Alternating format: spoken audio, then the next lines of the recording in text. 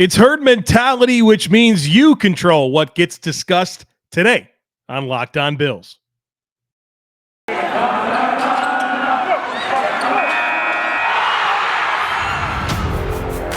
You are Locked On Bills, your daily Buffalo Bills podcast.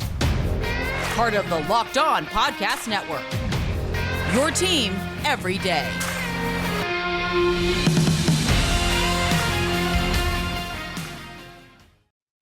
What's up, Bills Mafia? It's Joe Marino from the Draft Network, and I'm your host of Locked On Bills. Happy Tuesday to you, and thank you for making Locked On Bills your first listen every day or your first watch every day if you're joining us on YouTube. And I always love herd mentality. That's what we're doing here today, which is the weekly episode where you take control of what we discuss by sending in questions, comments, takes, whatever you have regarding the Bills, and we respond to them here on the podcast. And so we got a ton of good stuff to get to.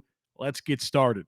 The first one today comes from Smooth, and Smooth says, for Tremaine Edmunds, what other realistic options do the Bills have to replace him? Even hypothetically, if you could replace him with any active NFL linebacker to play in this Bills base nickel, which linebackers would you rather have? Is it also not too surprising that Tremaine Edmunds' tackle rate increased as the Bills got much better one technique play this year? I encourage all Bills fans to check out Tremaine Edmunds' mock draftable page from when he was 19 years old and listen to Robert Saleh's comments about him before the Jets-Bills second game last year. A lot of good stuff here to get into, Smooth, and I know that this is all very hypothetical, and so I will treat it as such. Now, your first question was about if there's an active NFL linebacker that I would want to play in the Bills' base nickel defense over Tremaine Edmunds, and I think it's a pretty easy answer. I think you look at Fred Warner from the San Francisco 49ers, you look at Darius Leonard from the Indianapolis Colts. Those would be the two guys that I would be targeting if I could have any linebacker to slot into this scheme. Now, as far as realistic options to replace Tremaine Edmunds, let's say the Bills said, you know what, we're good here, we need to move on. In reviewing the free agent linebackers, I'll be honest with you, there isn't a single player that I view as an upgrade to Tremaine Edmunds that the Bills could sign right now that's available on the open market. The guy that has a little bit of intrigue for me would be Rashaan Evans, who is a former first-round pick of the Tennessee Titans, had some flashy moments, but over the last couple of seasons, he's been disappointing. And David Long, a later round pick, has taken his job, and then they signed Zach Cunningham, and he's their other starter, and he just kind of fell out of favor there. He's the guy that would be somewhat interesting to me, but I'd rather have Tremaine. Now, if I were to move on from Tremaine Edmunds, which I am not advocating for, I would do my best to maximize the returns on a trade to clear up the cap space and, gain some draft capital.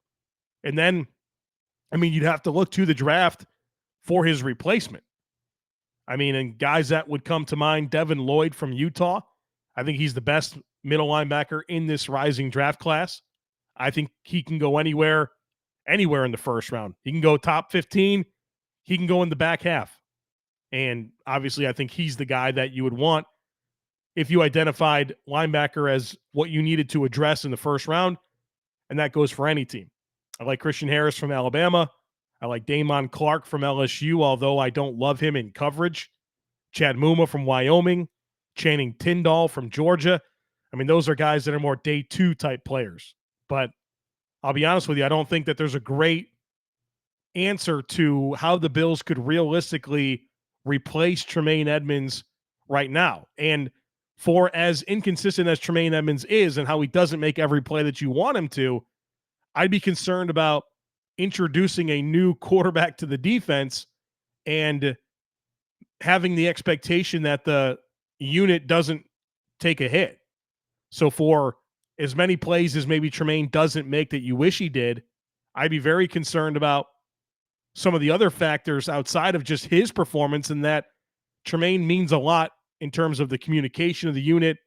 And then there's all the variables in terms of a lot on his plate and how his physical skill impacts the way the Bills can play defense because of his range in coverage and because they put a lot on his plate to defend multiple gaps against the run and just the amount of real estate he's responsible in coverage. I wouldn't just assume that anybody could step in and do that.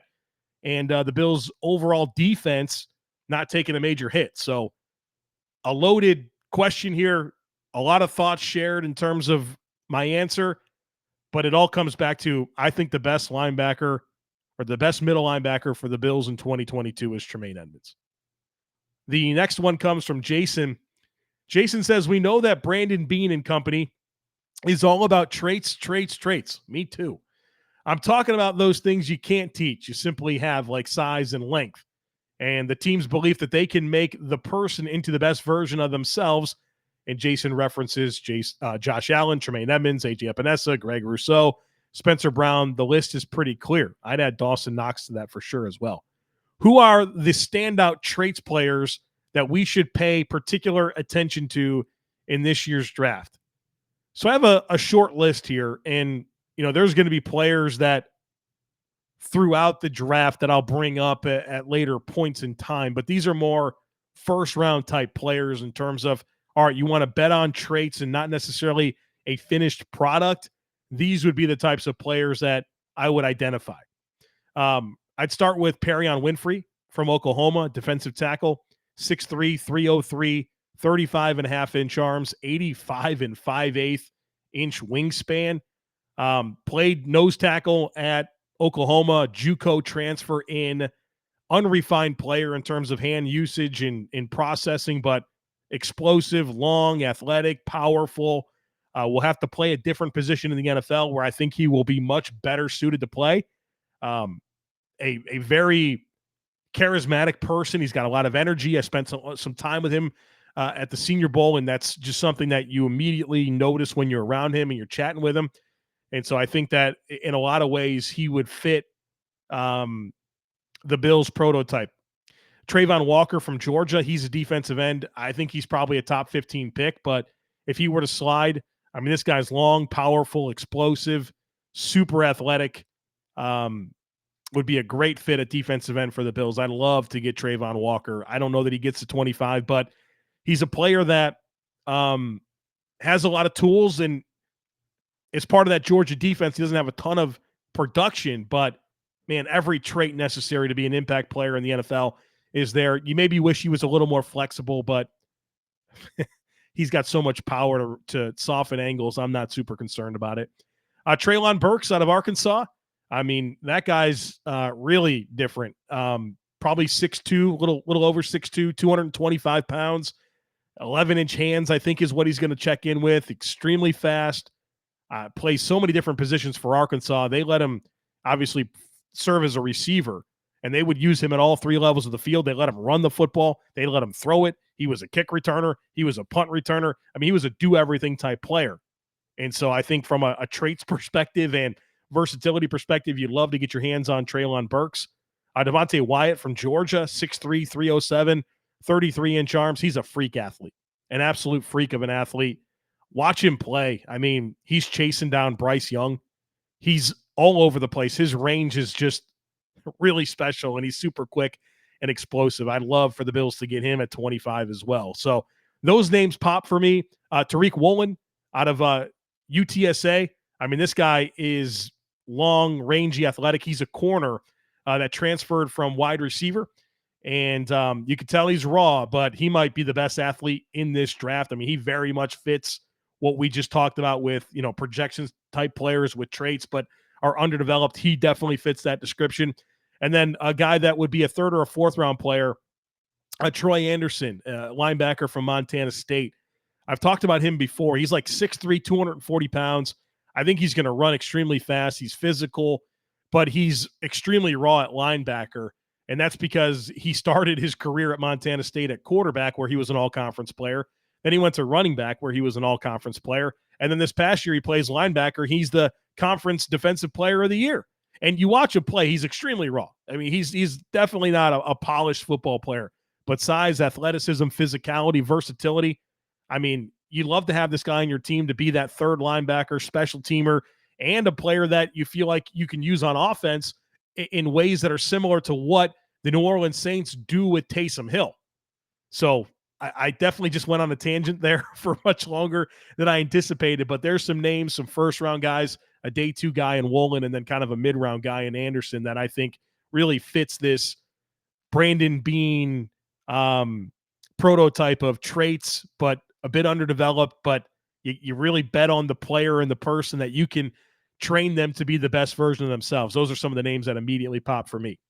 The next one is from Andy, who says, who are some day 3 offensive linemen you would love to see the Bills draft? Also, on day 3 offensive linemen, what are you most looking for? Physical traits, mauling mentality, positional versatility, etc. So, love this question, and I have plenty of players that I'm going to mention.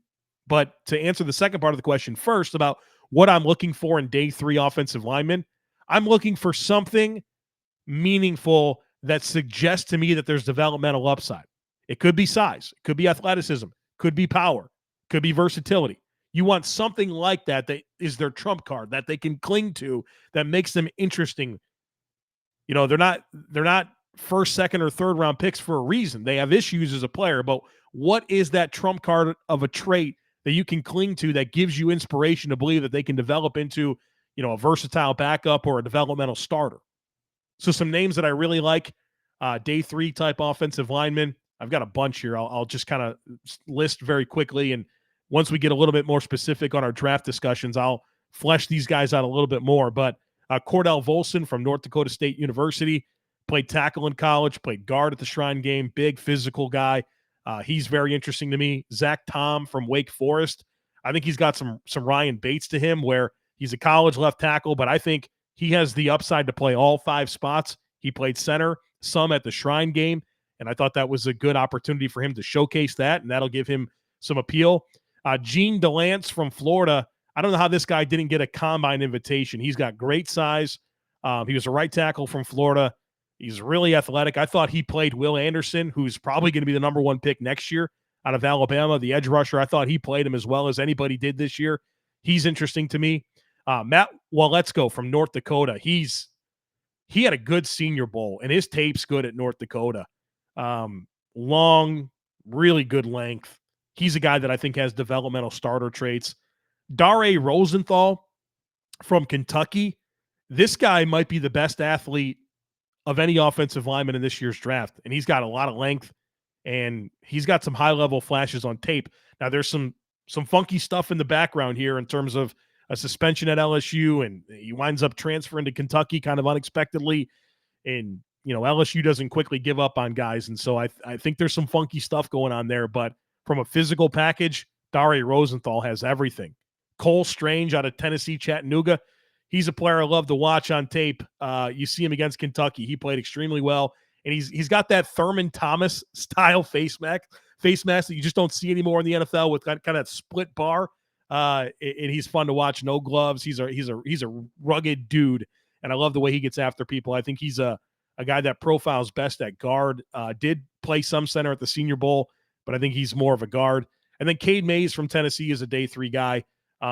He's played all 5 positions at the college level. There's some natural power there. Needs some technique work, but I like what he offers. So those are my favorite day 3 offensive linemen that I love to see the Bills get their hands on. Football might be over for this season, but basketball is in full steam for both pro and college hoops. From all the latest odds, totals, player performance props to where the next fired coach is going to land, BetOnline.net is the number 1 spot for all of your sports betting needs. BetOnline remains the best spot for all of your sports scores, podcasts, and news this season. And it's not just basketball. BetOnline.net is your source for hockey, boxing, and UFC odds right to those Vegas casino games. So head to the website today or use your mobile device to learn more about the trends and the action, because BetOnline is where the game starts.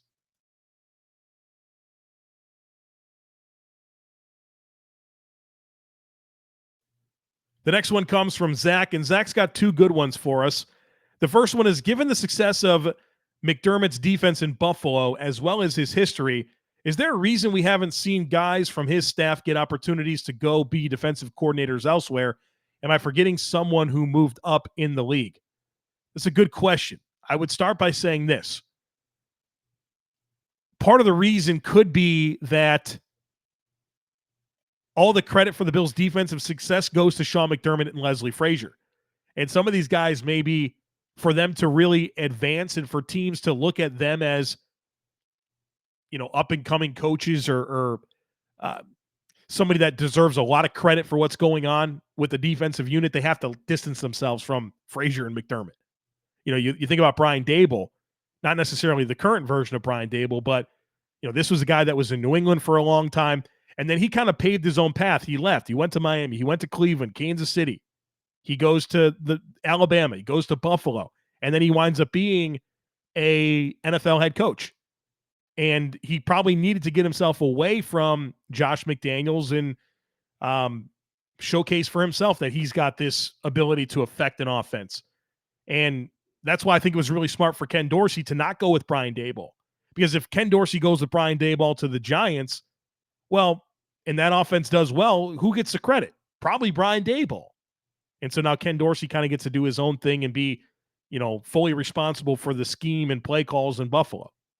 But as for some players or some coaches, in the past under Sean McDermott that have gotten promotions, back in Carolina when Sean McDermott went to Buffalo, Steve Wilks, who was his defensive backs coach, became the defensive coordinator and then a head coach. And he was a defensive assistant underneath Sean McDermott. Also, Eric Washington, who is the Bills' current defensive line coach, after McDermott went to Buffalo and then Steve Wilks went to Arizona to be their head coach, Eric Washington became the defensive coordinator in Carolina. So those were the two examples that I could come up with. But yeah, you're right. For as much defensive success as Sean McDermott has had, it's not like he's necessarily had defensive coaches underneath him land a whole lot of jobs outside of Eric Washington and Steve Wilks. Now, the name that I would pay attention to for the Bills right now is John Butler. And if you guys recall, when Leslie Frazier was a head coaching candidate, I had said that John Butler was the guy that I wanted to be his replacement at Buffalo and be the defensive coordinator. Well, lo and behold, last week, he gets the promotion to passing game coordinator on defense, which, is an indication to me that that was the plan. And so I do get nervous about losing John Butler at some point.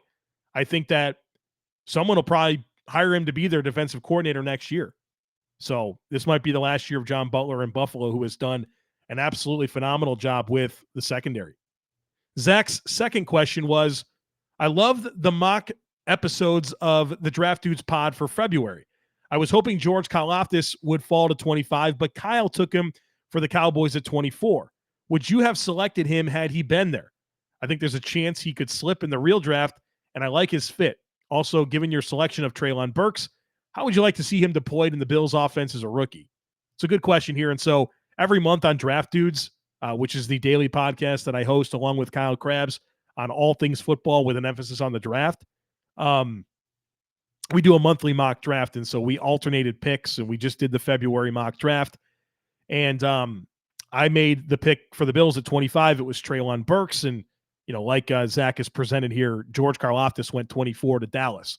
I'll be honest with you, I don't think I would have picked Karlaftis. I like Karlaftis, but I want to see him test. I think he's going to be really, really tight with his agilities. I want to see him measure as well because I'm not sure he has a lot of length. This could be a guy with like 32-inch arms and bad agility scores, which would be a challenge for me. So I want to feel better about those two things before I go in on him as a Bills target. I like the way he plays. He's a powerful dude. He's explosive in a straight line.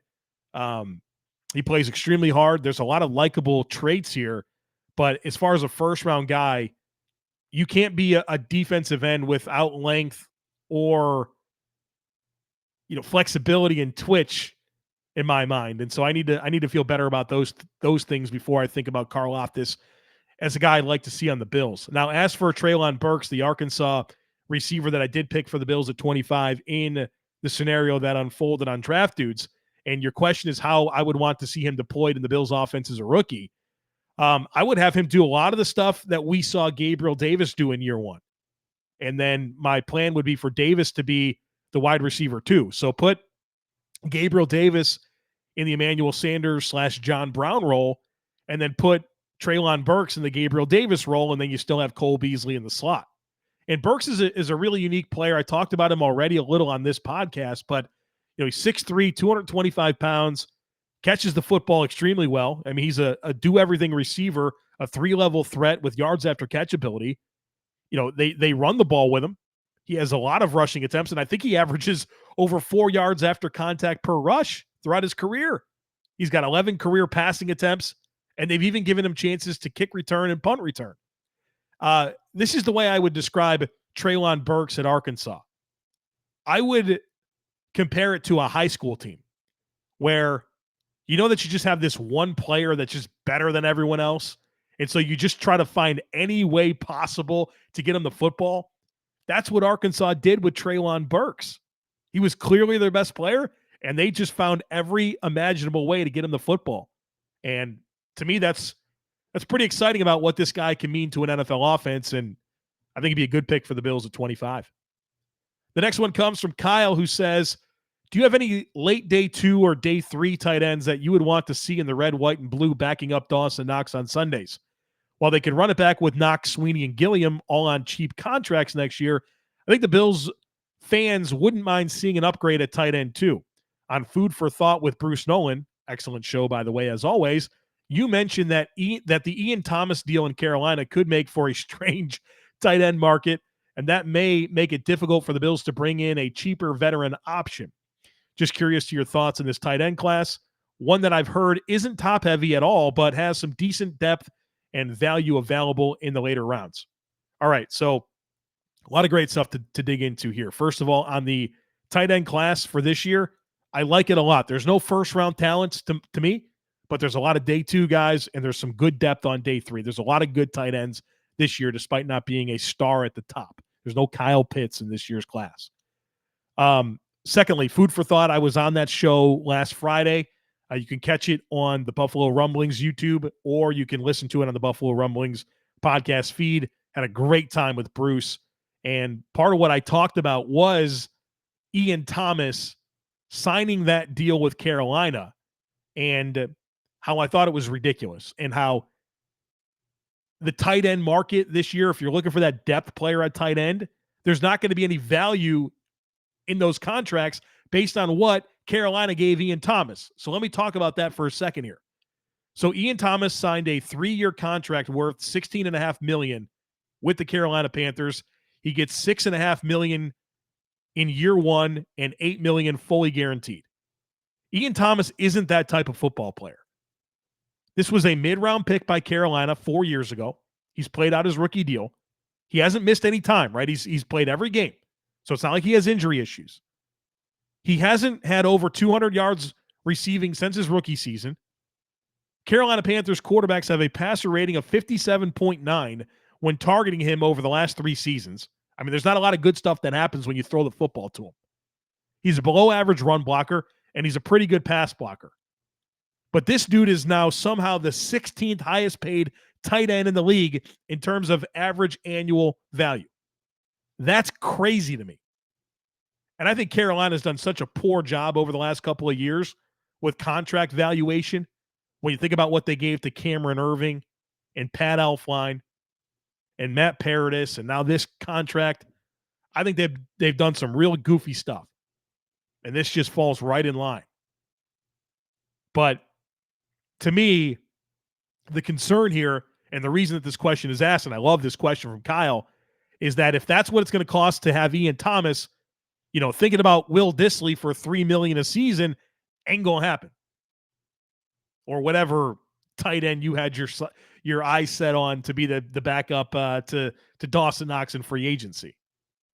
So, yeah, I'm concerned about the free agent market with tight ends. Now, the root of your question here is, what tight ends do I like in the draft for the Bills? Now, late day 2, Jake Ferguson from Wisconsin.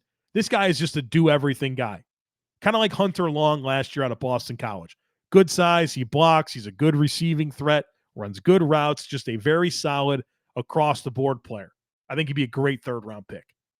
Some day 3 guys that I like, Jelani Woods out of Virginia. This guy is a monster, like 6'7", 260 pounds, crazy long arms, and he started his career as a quarterback at Oklahoma State.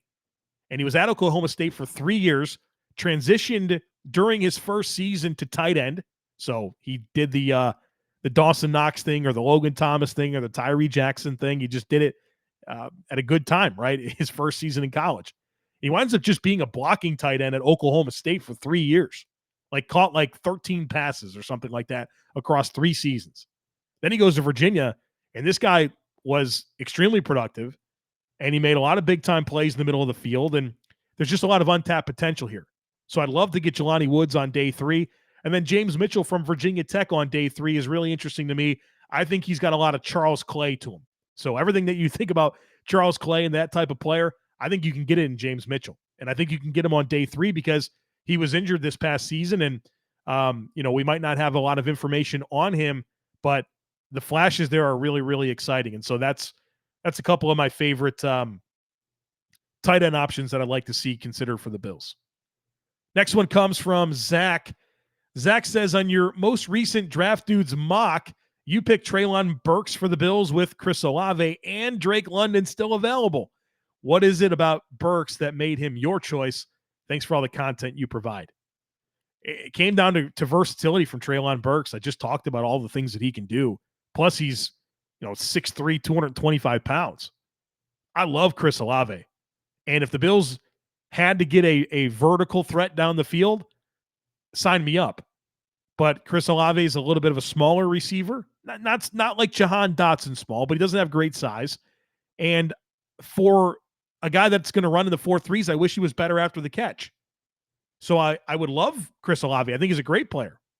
But for the Bills, I'd like Burks better. And then Drake London, Drake London's an interesting player out of USC, but I get concerned about that body type. 6'5", 210, kind of a tall, slender guy, slot-only type player. I know he's physical. He's a better route runner than most 6'5", 210 receivers, but that body type doesn't often work in the NFL. And so there's some concerns that I have about him just based on body type.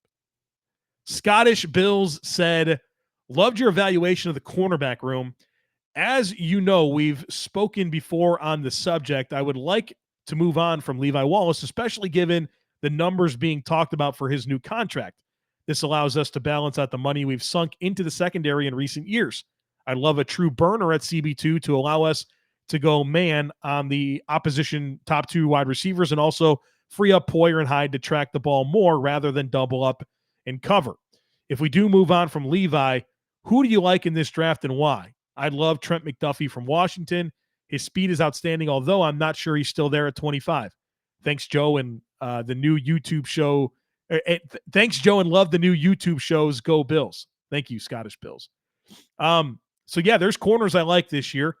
My favorite corners in this draft, I don't know will be at 25. Derek Stingley out of LSU, Sauce Gardner from Cincinnati, Andrew Booth from Clemson. To me, if any one of those 3 players is on the board, you pick them. I love those guys. Now, other first-round options, I think both of the Washington cornerbacks come into play here. Trent McDuffie, you already mentioned him. He's got good feet. He tackles. He's sticky in man coverage.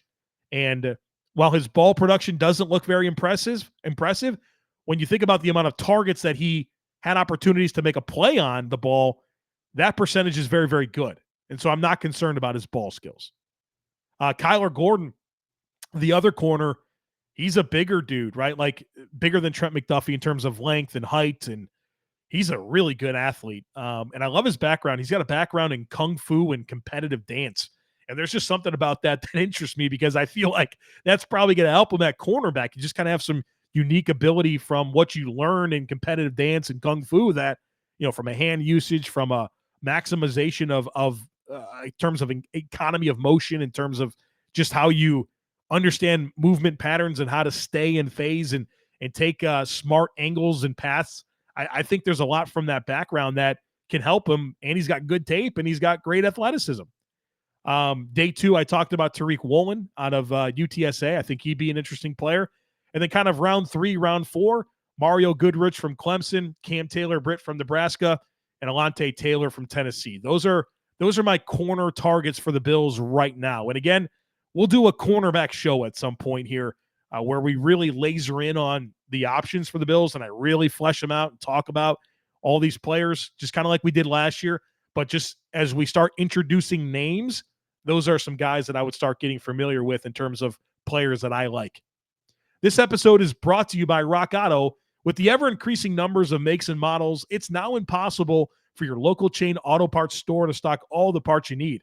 Why endure often pointless or seemingly intimidating questions like, is your Odyssey an LX or an EX? And wait while the person behind the counter orders the parts on their computer, choosing the only brand their warehouse happens to carry. You have computers with access to rockauto.com at home and right in your pocket.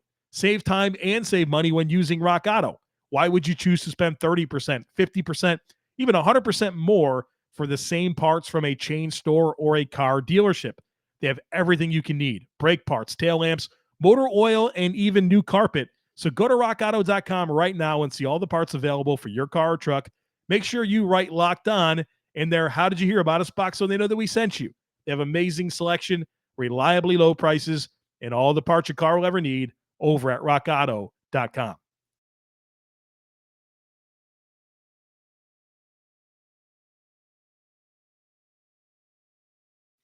The next one today comes from Ryan.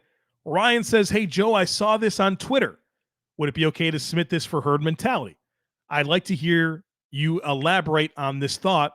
Which philosophies have we abandoned? Which ones have we embraced? Can you give us some examples of each and your opinion as to why this trend is occurring? So that probably made no sense to you. So let me explain. What Ryan is referring to, and he shared this tweet with me that I tweeted in a DM. It was in response to something that Bruce Nolan said on the Bruce exclusive from last week. And all I did was quote Bruce. And this is what Bruce said. And what he was talking about was narratives coming out of the Super Bowl. And if the Rams won, which they did, these narratives would come out. And if the Bengals won, these narratives would come out. And this is kind of Bruce's overall thought. And then I'll have a few more comments after this. Bruce said, it worked this one time for this one team. We decided to ignore every bit of what we had as far as evidence goes. We threw it out the window completely because of the most recent game we watched. We are openly deciding to reject philosophies based on larger sample sizes in favor of philosophies based on smaller sample sizes, which is insane. So the point being that we have a tendency to look at whoever won the Super Bowl most recently and feel like you have to replicate and do everything that that team did if you want to win the Super Bowl, which is what Bruce is talking about. You're going to throw out everything that you've learned in the entire broad history of the NFL because of what happened one time for one team.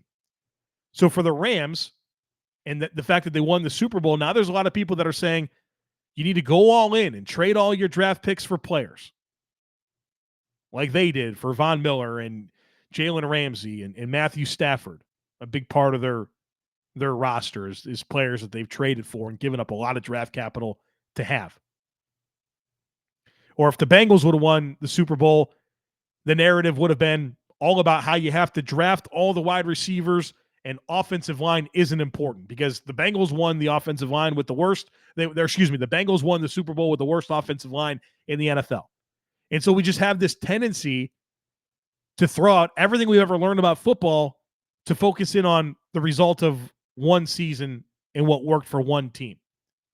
And so I think what Bruce is trying to say and what I'm agreeing with is, yeah, like learn from what happened this year, but measure it up against the entire history of the NFL.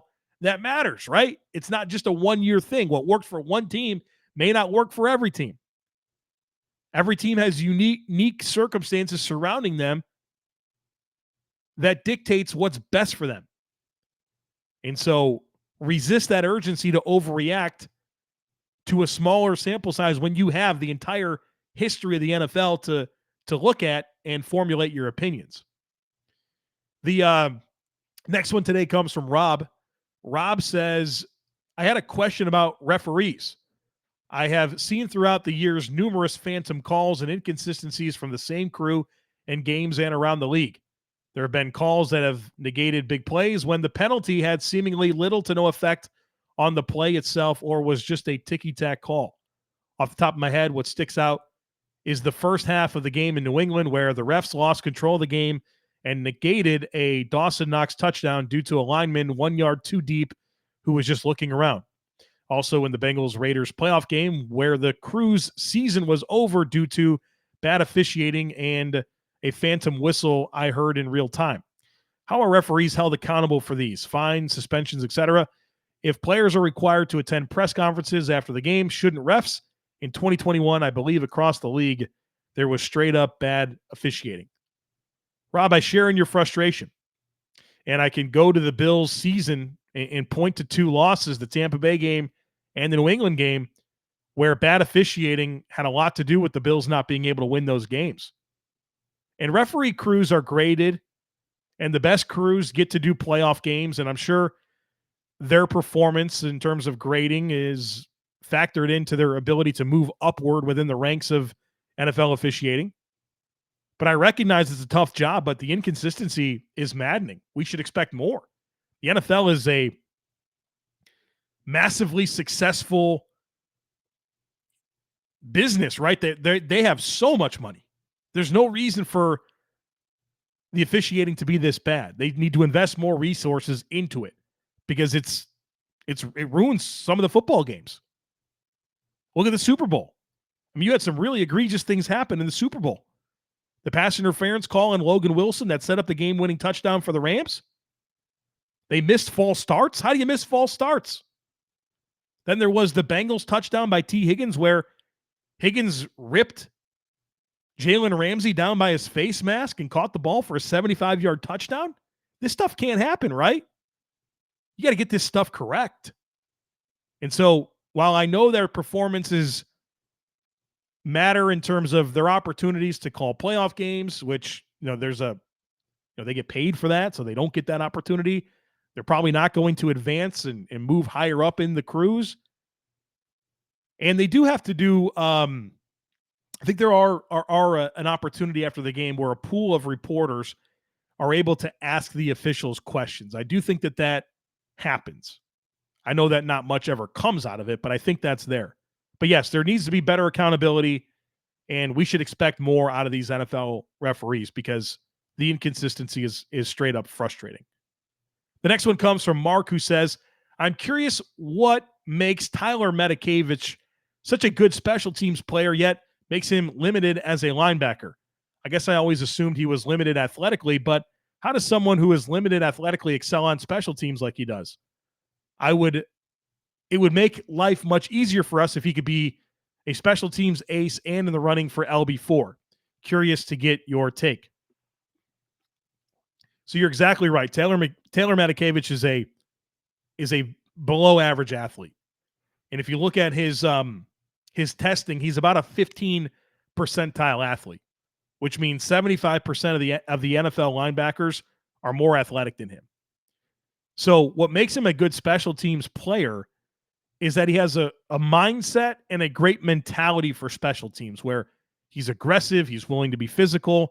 And, you listen to Saran Neal on his press conference after he signed his contract extension last week, and he talked about the mentality of the special teams units for the Bills is, hey, we're just a pack of hyenas, and we're going crazy. Like, you have to be wired a certain way to run full speed down the field and, just collision other enormous, powerful human beings at full speed and try to tackle somebody in the open field. I mean, that's not for everybody. And so he has that mindset and mentality to do it. And he's also done a good job of having the awareness to understand that his path in the NFL is going to be special teams. And good for him, he's doing it. He's making good money out there being a special teams only player in the NFL who's going to play for a while. He's going to have a pension. He's going to have his life set because he was willing to embrace a special teams role and run down the field on kicks and punts and block. And so how is he able to be a great special teamer and below average linebacker based on limited athleticism? That's because the limited athletic profile shows up more on defense where your margin for error is so small because you're operating in condensed spaces. I mean, think about it. If you're playing linebacker you have a very small amount of time to process the play and get to where you're supposed to get. On special teams, it's the whole field, right? You kick off the ball. I mean, this thing's wide open. And so your limited athletic profile is not as exposed when you have that much space, right? If you can't process and get to your landmarks because you're not quick enough, you're going to get gashed for a long run. But because it's a more wide open situation, special teams suits a player like Tyler Medikevich a lot better. All right, folks, that's going to do it for us here today on the podcast. I certainly hope that you enjoyed this conversation. Tomorrow is going to be a good one. I'm going to tier the Buffalo Bills roster for you and talk about ceiling and which players have reached their ceilings, which ones haven't, which ones are maxed out, and identify those opportunities within the existing roster for the Bills to improve from within. I did the same thing last year, doing the same experiment this year, and it's really fun to figure out where we need to laser in, because it's not always about how you get better from drafting players or signing players or trading for players. Sometimes your best opportunity to improve as a team is by the players you already have getting better. And so what I did for tomorrow is I went through and I put every player on the roster in a bucket that gives us some ideas about how much opportunity within the current roster there is to improve. I love the discussion, and I hope you will as well. So make sure you come back and don't miss it. Would love it if you took a second to rate, review, share, and subscribe to the podcast. Have a great rest of your day, and I look forward to catching up with you again tomorrow.